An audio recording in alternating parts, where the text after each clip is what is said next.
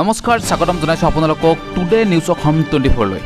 ৰাজ্যৰ মেট্ৰিক পৰীক্ষাৰ্থীসকলৰ বাবে এই মুহূৰ্তত কেইটামান গুৰুত্বপূৰ্ণ খবৰ লৈ আহিছোঁ। এইবাৰ সকলো ছাত্ৰ ছাত্ৰীক উত্তীৰ্ণ কৰাৰ কাৰণে দাবী উত্থাপন কৰা হৈছে।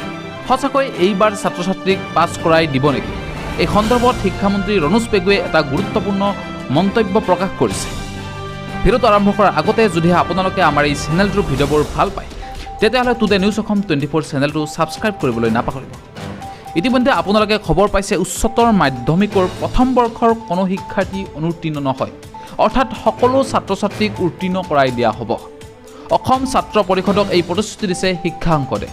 আৰু উল্লেখযোগ্য যে শিক্ষা সংসদৰ সৈতে অসম ছাত্ৰ পৰিষদৰ বৈঠক অনুষ্ঠিত হৈছে আৰু প্ৰথম বৰ্ষৰ ছাত্ৰ ছাত্ৰীসকলৰ সমস্যাৰাজিৰ সম্পৰ্কে আলোচনা কৰা হৈছে। আৰু ইয়াত প্ৰতিশ্ৰুতি প্ৰদান কৰা হৈছে যে প্ৰথম বৰ্ষৰ ছাত্ৰ ছাত্ৰীসকলক উত্তীৰ্ণ কৰাই দিয়া হ'ব। এই মুহূৰ্তত ৰাজ্যৰ মেট্ৰিক পৰীক্ষাৰ্থীসকলৰ বাবে গুৰুত্বপূৰ্ণ খবৰ। কাইলৈ পুৱা 10 বজাত ঘোষণা কৰা হ'ব পৰীক্ষাৰ ফলাফল। কেইবাটাও ৱেবছাইটত উপলব্ধ হ'ব ফলাফল। 14টাকৈ চৰকাৰী বেচৰকাৰী ৱেবছাইটত পুৱা 10 বজাৰ লগে লগে আনুষ্ঠানিকভাৱে ঘোষণা কৰা হ'ব ফলাফল। এই মুহূৰ্তত আপোনালোকৰ স্ক্ৰীণত দেখুওৱা হৈছে ৱেবছাইট কেইটা। এই ৱেবছাইট কেইটাত উপলব্ধ হ'ব হাইস্কুল শিক্ষান্ত পৰীক্ষাৰ ফলাফল। কাইলৈ পুৱা 10 বজাত ঘোষণা কৰা হ'ব ফলাফল। আৰু যাৰ বাবে এতিয়া তীব্ৰ উৎকণ্ঠাই বিৰাজ কৰিছে পৰীক্ষাৰ্থীসকলৰ মাজত। উল্লেখযোগ্য যে এইবাৰেই হৈছে অন্তিমবাৰৰ বাবে 10টা স্থান লাভ কৰিব শিক্ষাৰ্থীসকলে।